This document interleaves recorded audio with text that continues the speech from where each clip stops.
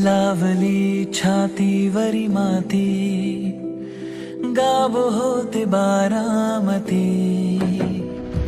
ना सखा ना सोबती, तरीला हा थांबला, गडी एकटा निघाला, गडी एकटा निघाला, एकटा निघाला.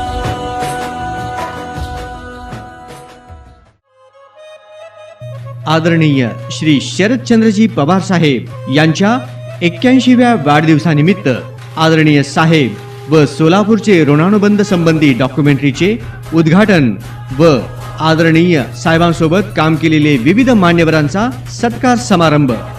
माननीय नामदार श्री अजितदादा पवार साहेब, उपमुख्यमंत्री महाराष्ट्र राज्य यांच्या शुभ हस्ते माननीय नामदार श्री दत्तात्रय मामा भरणे, पालकमंत्री सोलापूर जिल्हा, माननीय श्री भारत जाधव अध्यक्ष राष्ट्रवादी काँग्रेस पार्टी सोलापूर शहर यांच्या प्रमुख उपस्थितीत संपन्न होत आहे. आवाज कोणाचा, आवाज जनतेचा, काही दिशातून घुमला राष्ट्रवादी पुन्हा. देशाचे नेते राष्ट्रवादी काँग्रेस पक्षाचे राष्ट्रीय अध्यक्ष आदरणीय खासदार शरदचंद्र गोविंदराव पवार, राजकारणातील परिपूर्ण मुरब्बी राजकीय व्यक्तिमत्व, भीष्माचार्य म्हटलं तर वावगे ठरणार नाही. शरद पवार या 2 शब्दातच संपूर्ण राजकीय इतिहास सामावलेला. खासदार शरद पवार या 2 शब्दातील पावर अनेकांना आकर्षित करणारं, या 2 शब्दातील नेत्याबरोबर काम करण्याची आणि त्यांच्या समवेत सर्वस्व अर्पण करणारे अनेक जण आपणाला भेटतील. पवार साहेब एक आमच्यामधलं पवार इज द पॉवर, ही पॉवर घेऊनच आम्ही काम करत राहिलो. पवारांच्या शब्दाला जागणारे अनेक नेते आजही राजकारणात कार्यरत आहेत. त्यांचा शब्द झेलून त्यांनी सुचवलेले अनेक प्रकल्प पूर्णत्वास नेणारे अधिकारी आणि नेते अगणित आहेत. त्यांचं नातं जसं ग्रामीण भागातील नेते कार्यकर्ते यांच्याशी घनिष्ठ होतं, तसं शहर आणि महानगरात राहणाऱ्या नेत्याबरोबर कार्यकर्त्यांसमवेती आहे. ग्रामीण भागातून शहरात आलो. शहरामध्ये माझ्या वडिलांचंही काम होतं. साहेबांनी जेव्हा वडिलांना 1974 सालात त्यांच्या मनातच होतं की एक भटक्या विमुक्त जमातीतला एक कार्यकर्ता ह्या महापौर पदावर विजरामन व्हावं असं मनोमन त्यांची इच्छा असल्या कारणानं त्यांनी सतत 2-3 वेळा प्रयत्न केला. पण नंतर 4थ्यांदा साहेबांना यश आलं आणि 1974 सालात आरक्षण वगैरे त्या काळात नसताना भटके विमुक्त जमातीच्या एका कार्यकर्त्याला म्हणजे भीमराव जाधव गुरुजींना महापौर पदाची संधी त्यांनी मिळवून दिली आणि या ठिकाणी 2007 मध्ये मी नगरसेवक म्हणून सुद्धा निवडून आलो. त्यांनी तळागाळातील सामान्याला एकदा भेटल्यानंतर पुन्हा त्या व्यक्तीला नावानिशी संपर्क साधून त्यांच्यातील ऋणानुबंध कायम ठेवतात. यावरूनच साहेबांची स्मरणशक्तीची तेज पाहावयास मिळतंय. साहेबांचं एकच असं वैशिष्ट्य आहे, ज्या माणसाला एकदा पाहिल्यानंतर आणि त्यांचं नाव त्यांना कळाल्यानंतर शेवटपर्यंत ते लक्षात ठेवतात. हे त्यांची एक चांगलं गुण आहे असं म्हणावं लागेल. मग तो खेड्यातला का कार्यकर्ता असू द्या किंवा शहरातला असू द्या, 4-5 वर्षांनी जरी भेटलं, अरे तो अमुक ह्या जोरगावचा पाटील ना, अशा पद्धतीनं ते ओळख स्वतःहूनच त्यांना ओळख करून देतात. अशा पद्धतीनं साहेबांची मेमरी इतकी स्ट्रॉंग आहे. आणि आजही 81 वय असलं तरी सुद्धा साहेबांनी तरुणांना लाजवेल असं चांगल्या पद्धतीने या महाराष्ट्रामध्ये या देशामध्ये काम सातत्याने करतात. कधीही त्यांना गेल्या 25-30 वर्षापासून एका आजाराने ते त्रस्त आहेत, परंतु त्याच्याकडे दुर्लक्ष करून त्याच्याकडे लक्ष न देता सातत्याने या महाराष्ट्रातील या देशातील गरीब जनतेला दिलासा देण्याचं काम करतात.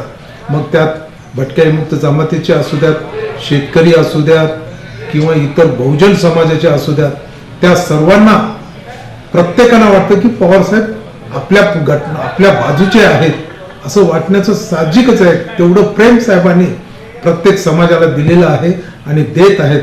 अशा पद्धतीनं साहेबांचं हे फार मोठं कार्य या आपल्या सोलापूर शहरामध्ये सुद्धा झालेलं आहे. राज्याच्या आमदारकी प्रवेशापासून ते राष्ट्रवादी काँग्रेस पक्षाच्या स्थापनेपर्यंत आता थेट महाविकास आघाडीच्या सरकार कारभारापर्यंत त्यांनी अनेकांना जवळीक करून मोठमोठी संधी कार्यकर्ते नेत्यांना उपलब्ध करून दिला आहे. त्यांच्या कारकिर्दीत त्यांनी सोलापूरला राजकीय पटलावर 1967 पासून जसे सक्रिय झाले तेव्हापासून शहराच्या औद्योगिक, राजकीय, सामाजिक, क्रीडा व शैक्षणिक विकासासाठी भरीव असे प्रोत्साहनपर कार्य केलं. आता रणजी ट्रॉफीला मी पण सिलेक्ट झालो त्यावेळेला आम्हाला मानधन अत्यंत अल्प होतं, पण आज खेळाडूंना तिथं दर दिवशी 15,000 रुपये त्या ठिकाणी भेटतात. म्हणजे हे शरद पवारांचं दूरदृष्टी त्या ठिकाणी पाहण्यासारखं आहे. आणि कबड्डी आणि खो खोचे सुद्धा ते राष्ट्रीय पातळीवरचे अध्यक्ष होते आणि खो खोसुद्धा त्यांनी इंटरनॅशनल थरापर्यंत नेण्याचा प्रयत्न केला. कबड्डी तर त्यांनी इंटरनॅशनल केलेली आहे. की अशा अनेक गोष्टी क्रीडा क्षेत्रामध्ये भरभक्कम दूरदृष्टी ठेवून त्यांनी केलेल्या आहेत. त्याचप्रमाणे आम्हा युवकांनासुद्धा इथे प्रत्येक याच्यामध्ये महापालिकेच्या विविध कमिट्यावर संधी देऊन त्यांनी एक म्हणजे चांगल्या तऱ्हेचे शिक्षण देण्याचा प्रयत्न केलेला आहे. आज जे WITची जी जागा दिसते या ठिकाणी ती जागा देण्यामागे शरद पवारांचा त्या ठिकाणी सिंहाचा वाटा आहे हे मला सांगायला आनंद वाटतो. शरद पवार यांनी राज्याचं मुख्यमंत्रीपद घेतल्यानंतर त्यांनी सोलापूरच्या राजकारणात विशेष लक्ष दिलं. सोलापुरातील अनेक नवयुवक व महिलांना राज्याच्या राजकीय प्रवाहात आणलं. त्यातलाच एक महत्त्वाचा व्यक्तिमत्व म्हणजे सोलापुरातील अनेक वेळा आमदार, खासदार, राज्याचे मुख्यमंत्री, केंद्रीय मंत्री, उपराष्ट्रपती पदासाठी प्रबळ उमेदवार, युनोसारख्या आंतरराष्ट्रीय व्यासपीठावर भारताचे नेतृत्व करणारे सुशीलकुमार शिंदे यांना कोर्टात पट्टेवाला म्हणून सेवा बजावणाऱ्याला राजकारणात आणून साहेबांनी चाणाक्ष बुद्धीची चुणूक दाखवली. सुशीलकुमार शिंदे साहेबांसारख्या अनेक नेत्यांना राजकारणात, समाजकारणात आणून त्यांना जिल्ह्यासह राज्याच्या पटलावर राज्य करण्यास प्रवृत्त केलं. अनेकांना त्यांनी आपला पावर दिल्याने शून्यात असलेल्या कार्यकर्त्यांना नेते म्हणून जगास पाहावयास मिळाले. म्हणाले आता तुला उमेदवारी दिली, तुला उभं राहायचं आहे. आणि मी उमेदवारी दिली आणि उभारलो. सायकल चिन्ह होतं. येस काँग्रेसमधून आम्ही लढलो आणि आम्ही महाराष्ट्रात पहिल्या क्रमांकाने नगरसेवक म्हणून ठेवलो. त्याच वर्षामध्ये पवारसाहेबांनी मला 88 साली मला स्टँडिंग कमिटी चेअरमन केलं. प्रमोद महाजन, गोपीनाथ मुंडे तेव्हा ते भाजपबरोबरची आघाडी आणि त्यावेळी मी स्टँडिंग कमिटी चेअरमन झालो. मला शब्द साहेबांचे आठवतात, राज्यकर्त्याच्या कितीही तक्रार येऊ दे मनोहर, पण जनतेची तक्रार येता कामा नये. म्हणजे जनतेच्या पैशावर राज्य करताना करप्शन होता कामा नये. राज्यकर्त्याची किती तक्रार आले तर चालतील, परंतु जनतेची तक्रार येता कामा नये याची खबरदारी घ्यावी. अशा प्रकारचा संदेश, अशा प्रकारचा उपदेश पवारसाहेबांनी केला आणि तो उपदेश आणि संदेश आज सगळ्यात मी पाळतो आहोत. पवारसाहेबांच्या नावाने बँक जन्माला आली सोलापुरात. पवारसाहेबांच्या नावाने शरदचंद्रजी पवार शिक्षण संकुल जन्माला आलं. पहिलीपासून बालवाडीपासून ते सिनियर कॉलेजपर्यंत शिक्षण संकुल आहे. जवळपास 2,500-3,000 हजार विद्यार्थी शिक्षण घेत आहेत. बँक 100 कोटीच्या आसपास आहे आणि बँकेचा दर्जासुद्धा A ग्रेड आहे. आणि अशा पद्धतीनं पवारसाहेबांचा विचार घेऊन पवारसाहेबांच्या विचाराचा पाईक राहून त्यांच्या मार्गदर्शनाखाली आम्ही हे काम करत राहिलो. पवारांच्या सहकार्यामुळेच सोलापूरची प्रगती झाली आणि त्यांच्या दुर्लक्षामुळेच सोलापुरातील अनेक उद्योग लयासी गेले आहेत. खासदार शरद पवार व त्यांच्या सहकार्याचं वरद हस्त जेव्हा पूर्व भागातील औद्योगिकरणाला होती तेव्हा सर्वत्र सुजलाम सुफलाम प्रमाणे औद्योगिक क्षेत्रात सुवर्ण काळ होता. पूर्व भागातील वैभव म्हणून सोलापूर सहकारी सूतगिरणी, यशवंत सहकारी सूतगिरणी, शारदा सहकारी सूतगिरणी, सोलापूर जिल्हा औद्योगिक सहकारी बँक, सोलापूर नागरी औद्योगिक सहकारी बँक नियमित, इंदिरा श्रमिक महिला नागरी सहकारी बँक नियमित, Solapur merchants cooperative bank limited या सर्वांवर शरदरावांचं वरदहस्त असायचा. आणि पवार साहेबांच्या नेतृत्वाखाली सोलापूरच्या काँग्रेस पक्षाच्या बांधणीसाठी आम्ही प्रयत्न करत होतो. त्याचबरोबरीने सोलापूर शहरामध्ये असलेल्या पूर्व भागामधल्या अनेक सहकारी सूत गिरण्या, सहकारी आत्मक सोसायट्या, यंत्रमाग सहकारी सोसायट्या या सगळ्याची निर्मिती त्या काळी झाली आणि सरकारकडून या उद्योगधंद्याला स्थैर्य देण्यासाठी पवारसाहेबांनी सहकार खात्याकडून जे जे सवलत मिळवून द्यायचं काम पवारसाहेबांनी केलेलं आहे.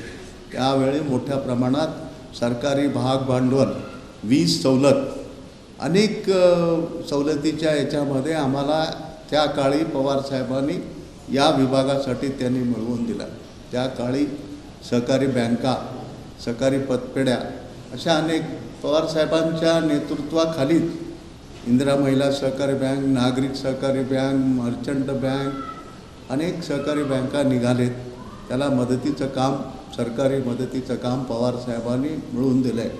सहकारी सूत गिरण्या, सोलापूर सहकारी सूत गिरणी असो, यशवंत सहकारी सूत गिरणी असो, नंतरच्या काळात 1992-93 सालामध्ये मी शारदा सहकारी सूत गिरणीचा चीफ प्रमोटर म्हणून होतो आणि माझ्या याच्यामध्ये खासदार धर्मण्ण साधूंची दुसरी सूत गिरणी याच्यामध्ये मर्ज करून दोन्हीचं एकीकरण करायला लावून धर्मण्ण साधूला चेअरमन केले, मला व्हाईस चेअरमन व्हा म्हणून सांगितलं आणि कारभार आम्ही बघितलं आहे.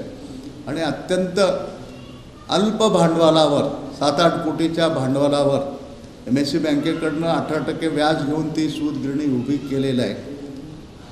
शासनाचं भाग भांडवल फार मोठ्या प्रमाणात मिळालं नाही, तरी देखील 12 कोटीमध्ये 12,500 स्पिंडलच्या त्या मिल सूत गिरणी आम्ही चालू केलेलं आहे.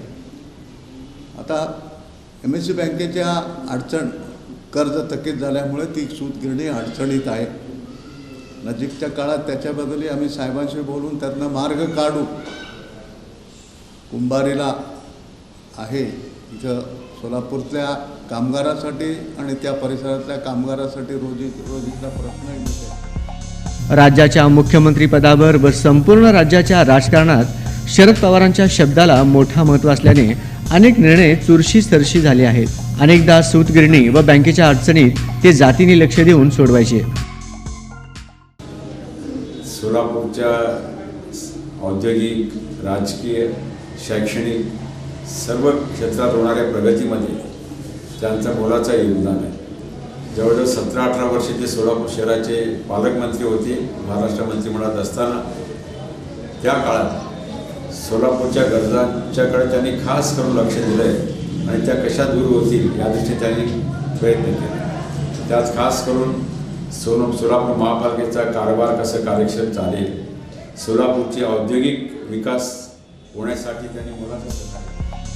पवारांच्या सहकार्यामुळेच श्रमिक व बिडी कामगारांना कमी खर्चात रुग्णसेवा मिळावी यासाठी भद्रावती पेठेत श्री मार्कंडे सोलापूर सहकारी रुग्णालयासाठी भरीव सहकार्य मिळालं. जुना बिडी घरकुल निर्मिती करणारे माजी खासदार गंगाधरपंत कुचन यांना हैदराबाद रस्त्यावर निर्माण झालेल्या इंदिरा गांधी गृहनिर्माण बिडी घरकुल प्रकल्पासाठी राज्य आणि केंद्र शासनाकडे सातत्याने पाठपुरावा करून तो बिडी कामगारांसाठी घरकुल मिळवून देण्यात मोलाचे सहकार्य आहे. पवार साहेबांचं सोलापूरच्या राजकारणाशी जसजसं दुरावा निर्माण होत गेलं तसं सोलापूरच्या वैभवाला ग्रहण लागलं. अनेक उद्योग लयास गेले, सूतगिरण्या व बँका लुप्त झाल्या, औद्योगिक व्यवसायाला घरघर लागली. पवारासमोर राजकीय बदलाच्या राजकारणात सोलापुरातील अनेकांनी त्यांच्या पडत्या काळात पाठीशी खंबीर राहिले.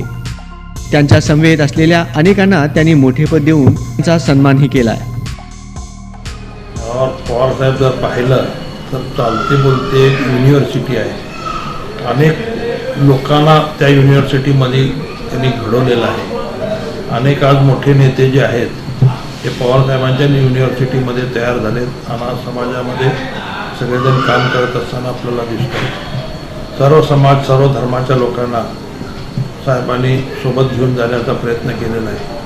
कालच्या निवडणुकीमध्ये तर वातावरण असं होतं की भाजप सेनेची एक हाती सत्ता येईल, सर्व आउटगोईंग प्रकार सुरू होते आणि त्यामुळे लोकांना असं वाटत होतं की राष्ट्रवादी काँग्रेस किंवा काँग्रेस संपली.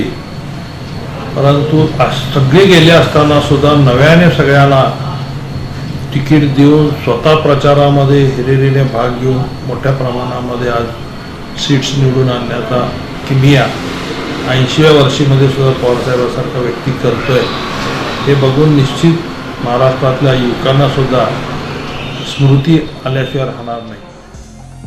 केंद्रात माजी पंतप्रधान VP सिंग यांनी देशातील दीनदलितांसाठी सरकारी आरक्षण असावं यासाठी मंडळ आयोगाची निर्मिती केली. या मंडल आयोगासाठी साहेबांचं सिंहाचा वाटा आहे.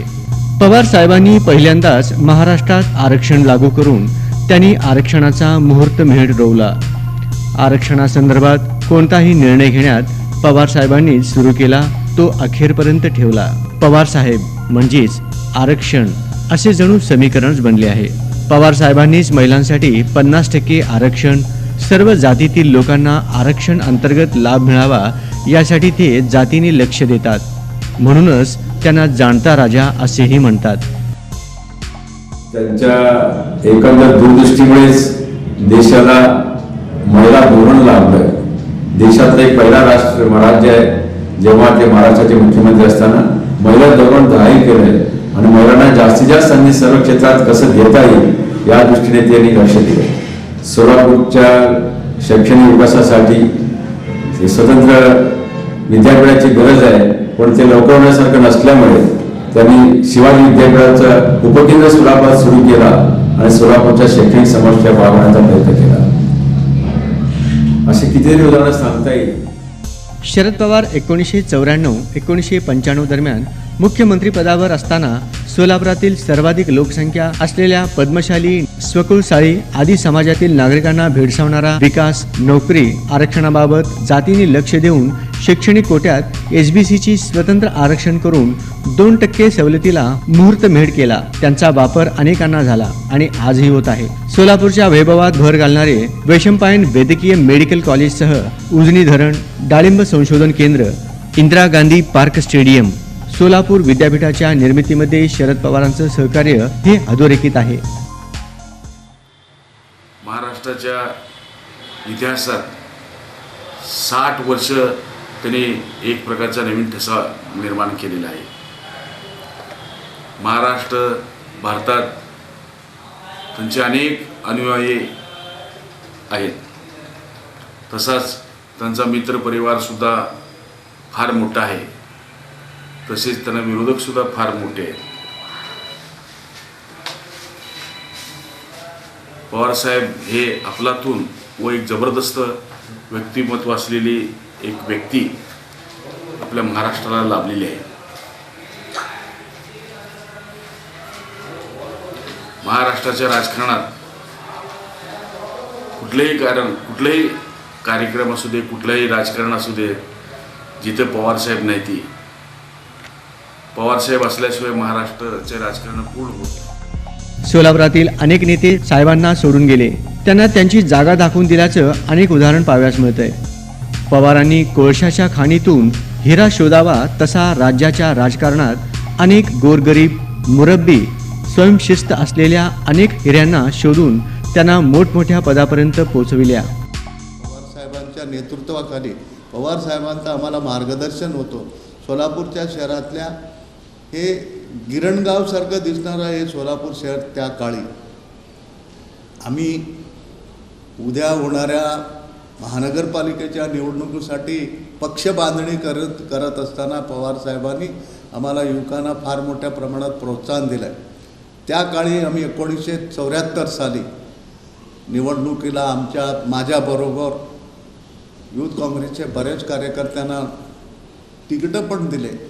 आम्ही निवडून आलो. त्यात मी, बाळासाहेब गोंगडे, पूरणचंद्र पुंजाळ, धर्मण्णा सादुल, हिरालाल जाधव असे अनेक लोक, मनी महाराज, असे अनेक मंडळींना पवारसाहेबांनी तिकीट दिले. नसीमा पठाण, या सगळ्या मंडळी आम्हाला जवळपास 12 लोकांना त्या काळी यूथ काँग्रेसच्या माध्यमामधून कॉर्पोरेशनमध्ये काम करण्याची संधी पवारसाहेबांनी मिळवून दिली. राज्याच्या राजकारणाबरोबरच सोलापूरच्या राजकारणात नगरसेवक, परिवहन सभापती, शिक्षण मंडळ सभापती, स्थायी समिती सभापती, उपमहापौर, पक्षनेता, महापौर, आमदार, खासदार, राज्यमंत्री, कॅबिनेट मंत्री, उपमुख्यमंत्रीपर्यंत पद देऊन त्यांचा सन्मानही केला.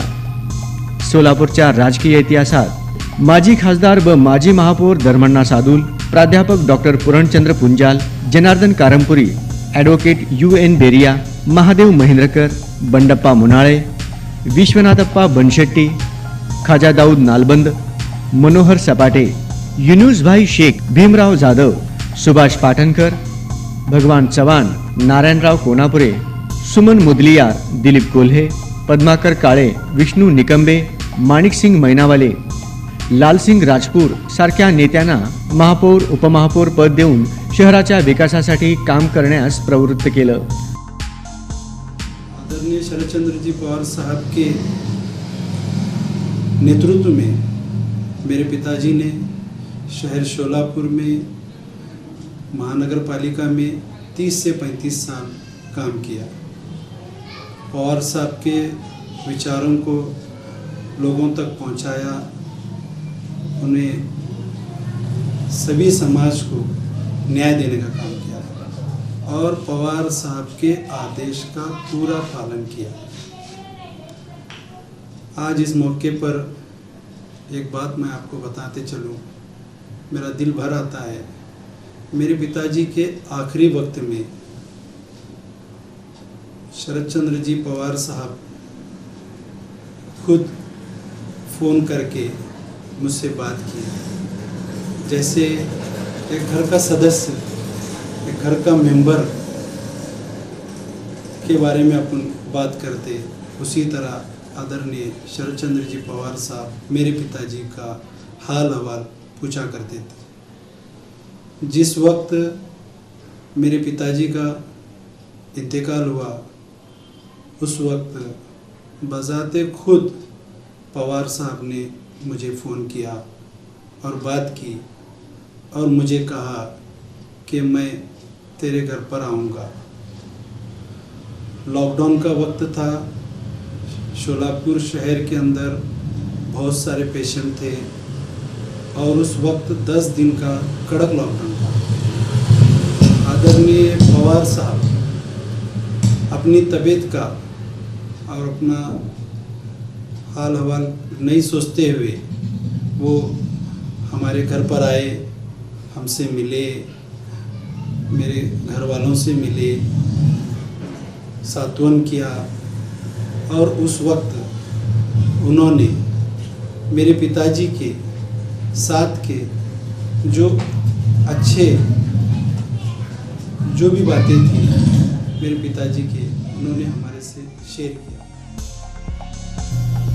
सोलापुरात पवारसाहेबांच्या हाकेला हो देणाऱ्या आणि शरद प्रेम असलेल्या गोविंदराव एकबोटे, प्राध्यापक श्रीनिवास कोंडी यांना नगरसेवक म्हणून निवडून आणलं, तर बालाजी जक्का यांना परिवहन सदस्य व विरोधी पक्षनेते केलं. सामान्यातील सामान्य कार्यकर्ता व आदरणीय पवार साहेबांच्या सोलापूर येथील संपर्क कार्यालयात शिपाई म्हणून काम करणारे मल्लेश लक्ष्मीनारायण बडगू यांना परिवहन समिती सभापतीपदी विराजमान केलं. पवार साहेबांनी अशा अगणितांना विविध संस्था, स्थानिक प्रशासनावर मोठे पद देऊन त्यांच्या कार्याचा गौरव केला. जेव्हा आदरणीय शरदचंद्रजी पवार साहेब माढा लोकसभा मतदारसंघातून खासदार म्हणून निवडून आले होते, त्यावेळेस सोलापूर येथील संपर्क कार्यालय करायचं साहेबांनी ठरवल्यानंतर त्या संपर्क कार्यालयात शिपाई म्हणून काम करण्याची संधी मला आदरणीय पवार साहेबांनी दिली. त्यानंतर 2009 पासून एकनिष्ठेने संपर्क कार्यालयाची जबाबदारी व्यवस्थित पार पाडल्यामुळे आदरणीय अजितदादांनी मला सन 2012 साली सोलापूर महानगरपालिकेच्या परिवहन समितीच्या सभापती म्हणून काम करण्याची संधी दिली. तेव्हापासून आजपर्यंत मी निष्ठेने, एकजुटीने, निष्ठेने व प्रामाणिकपणे आजपर्यंत राष्ट्रवादी काँग्रेस पक्षाचा एक प्रामाणिक कार्यकर्ता म्हणून काम करीत आहे.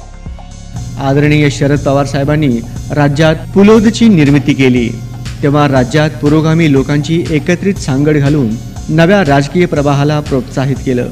या पुलोदच्या निर्मितीवेळी त्यांनी सोलापूरच्या महापौरपदासाठी भाजपाचे किशोर देशपांडे, प्राध्यापक डॉक्टर पूरणचंद्र पुंजाल यांना महापौर पद बहाल केलं, तर स्थायी समितीच्या सभापतीपदी लिंगराज बल्लाळ यांना आर्थिक चाव्या देऊन नवा प्रयोग यशस्वी केला. पवारांच्या चाणाक्ष बुद्धी व समयसूचकता हे राजकारणातील महागुरूंनाच कळतंय.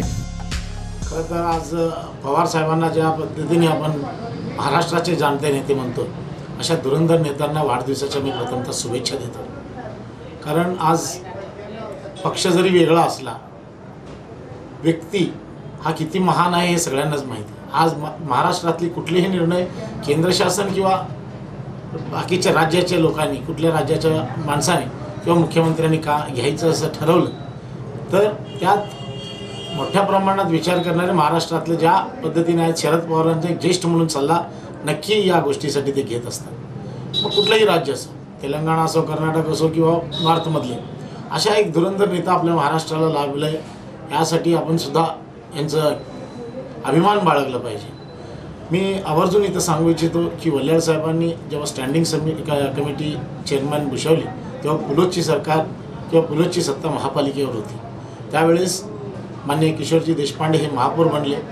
त्याच्यानंतर वल्ल्याळ साहेब स्टँडिंग कमिटी चेअरमन बनले. त्याच्यामध्ये वल्ल्याळ साहेब नेहमी सांगायचे की आत्ता जरी राष्ट्रवादीचे नेते युनिसभाई शेख असले असतील किंवा आता ते हयात नाही आहेत, पण आपण पाहिलं तर त्यांना राजकीय गुरु मानलं जातं. त्या पद्धतीनं मी लहान असताना सुद्धा पवारसाहेबांची प्रतिमा माझ्या घरी असायची आणि तो पुलोचा काळ होता, पण नेता म्हणून त्यांनी ॲक्सेप्ट केला होता. आणि तेव्हा शरद पवारांच्या नेतृत्वाखाली त्यांनी 2 वर्षासाठी का न होऊ दे, त्यांनी त्या राजकर्त्यात किंवा पदक भूषवले होते. मी आज पवारसाहेबांचं कित्येक काम आपण पाहत असतो की शेतकऱ्यांचा विषय असो, महाराष्ट्राचा कुठलाही विषय असेल, आज 3 पक्षांची सत्ता असले तरी आज कुठंतरी एकजूट हे लोक आहेत. याचं मूळ कारण शरद पवारच आहे. कारण घरातल्या भावंडांचे विषय एकामेकाला पटत नाहीत, पण 3 भावंडांना एक वडीलधारी माणूस एकत्र कसा आणू शकतात आणि घर कसं चांगलं चालू शकतात, घर चालू करण्याचा प्रयत्न करू शकतात, ह्या सगळ्या वडीलधारी माणसाकडनं होत असते. आणि महाराष्ट्राचे नाही तर भारताचे एक वडीलधारी माणूस असं म्हणायला वावं ठरणार. सोलापूरच्या औद्योगिक क्षेत्रातील अडचण ओळखून त्यांनी सोलापुरात चालणाऱ्या यंत्रमाग पॉवरलूम उद्योगाला सवलतीच्या दरात वीज पुरवठा सुरू केला. तो आजपर्यंत कायम आहे. यामुळे पॉवरलूमवर पडणाऱ्या विजेचा अतिरिक्त भार हलका झाल्याने यंत्रमाग व्यवसायातील आर्थिक गणित जुळत गेली. यंत्रमाग व्यवसाय या वीज सवलतीमुळे काही प्रमाणात स्थिरावला. त्यांच्या राजश्रयामुळेच सोलापुरातील हातमाग आणि यंत्रमागावरील उत्पादनांना अनुदान देण्यात आलं. जोपर्यंत हा अनुदान या व्यवसायावर होता तोपर्यंत हा व्यवसाय बाजार मूल्याशी स्पर्धेशी व्यवसाय तग धरला. प्रामुख्याने सांगता येईल आमच्या सोलापूर शहरातल्या औद्योगिक सहकारी क्षेत्रात, खास करून जिल्हा औद्योगिक सहकारी बँक, सूत गिरण्या, यंत्रमाग संघ आणि हातमाग व्यवसाय, या व्यवसायाकडे त्यांनी खास करून लक्ष दिलं आणि त्यांची समस्या सोडवण्यासाठी त्यांनी अत्यंत प्रामाणिकपणे प्रयत्न केला. सोलापूरची लेबर कॉन्ट्रॅक्ट सोसायटीच्या समस्या फेडरेशनच्या माध्यमातून त्याने सोडवायचा प्रयत्न केला. मी अत्यंत जवळून त्यांचा माझा सहवास लाभला. 1962 सालापासून त्यांचा माझा सहवास आहे. ते माझे नेते तेव्हापासून आहे. माझ्या लोकसभेच्या निवडणुकीमध्ये, महापौर निवडीमध्ये त्यांचं मुलाचं मला मार्गदर्शन आणि आशीर्वाद लाभला. या उद्योगाला राजाश्रयाचं डोळेझाक झालं आणि हा व्यवसाय कोलमडला. तो आजपर्यंत अडखळतच चालू आहे. यातील नफ्यापेक्षा तोटाच जास्त झाल्याने अनेक व्यावसायिकांनी हा व्यवसाय कायमचा बंद करून रोजीरोटीसाठी अन्य पर्याय शोधले. सोलापूरला औद्योगिक प्रगतीसह सोलापुरात मेडिकल कॉलेज, पिण्याच्या पाण्यासाठी उजनी धरण, मार्कंडेय जलतरण तलाव निर्मितीसाठी सातत्याने पाठपुरावा केला.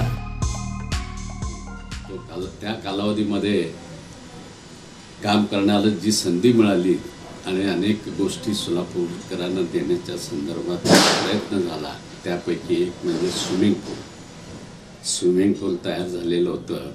आता मार्कंडेय जलतरण नाव दिलेलं आहे. त्या स्विमिंग पूलचं उद्घाटन त्यांनी केलं. त्यांना करा म्हणून विनंती केली आणि त्यांनी केलं आहे.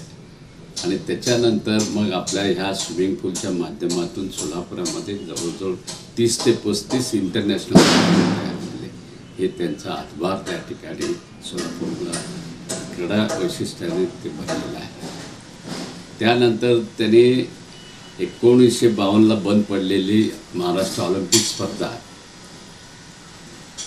ते महाराष्ट्र ऑलिम्पिक संघटनेचे अध्यक्ष झाल्याबरोबर पहिल्या मीटिंगमध्ये आपण ह्या स्पर्धा पुन्हा सुरू करू आणि सोलापूरला तुम्ही द्या.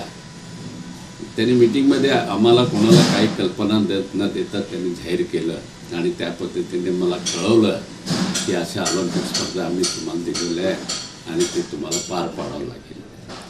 त्या पद्धतीनं ते ऑलिम्पिक स्पर्धा आम्ही पार पाडल्या. न भूतो न भविष्यती अशा पद्धतीनं झालं. आपलं अनुकरण इतर महापालिका त्यावेळेला केले.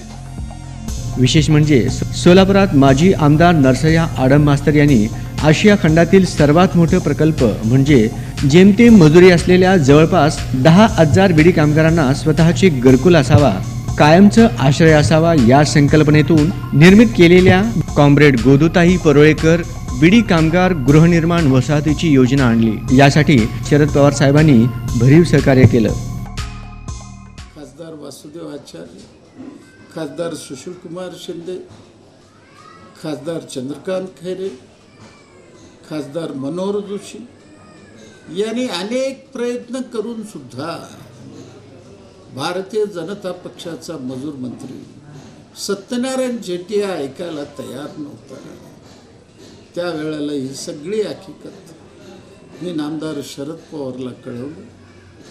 शरद पवारनी 8 मार्च 2000 आंतरराष्ट्रीय महिला दिनाच्या दिवशी लोकसभा अडजण झाली. मी प्रेक्षक गॅलरीमध्ये होतो. 15-20 खासदारांना घेऊन अटल बिहारी वाजपेयीला नामदार शरद पवारनी घेराव केला आणि सांगितलं सोलापुरामध्ये विडी कामगाराचं 10,000 घराचं प्रोजेक्ट सत्यनारायण जेटिया द्यायला तयार नाही आहे.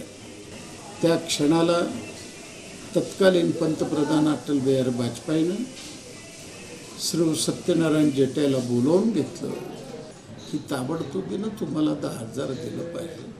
कारण या देशातले RSS आणि कम्युनिस्ट पार्टीचे कार्यकर्ते हे कधीही लोकाला फसवत नाही असं तत्कालीन पंतप्रधान अटल बिहारी वाजपेयीने सत्यनारायण जेटियाला सांगितले आणि जेटियाने देतो म्हटल्यानंतर नामदार शरद पवारने नामदार सुशीलकुमार शिंदेना श्रमभवनमध्ये बसायला सांगितलं.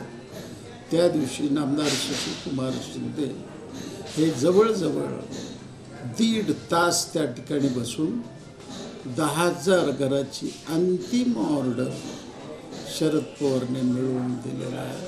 हे माझ्या आयुष्यातलं न विसरणार काम. आदरणीय शरद पवार साहेब पालकमंत्री असताना भद्रावती पेठेतील झोपडपट्टी जळीत खांडानंतर त्यांना कायमस्वरूपी पक्कं घर असावं यासाठी त्यांनी गवई पेठेतील शासकीय जागेत 256 गाळ्यांची निर्मिती गलिच्छ वस्ती निर्मूलन योजनेअंतर्गत राबवून अनेकांना सहारा दिला. अशी योजना महाराष्ट्रातील मुंबई, मालेगाव, सोलापूर या ठिकाणी राबविण्यात आली. विशेष म्हणजे या गलिच्छ वस्ती निर्मूलन योजनेची मुहूर्तमेढ तत्कालीन देशाचे अर्थमंत्री माननीय यशवंतराव चव्हाण यांच्या हस्ते करण्यात आलं. 1972 साली प्रथमच सोलापुरात राबवली. तीही माननीय शरद पवारांच्या पुढाकारानं पार पडली.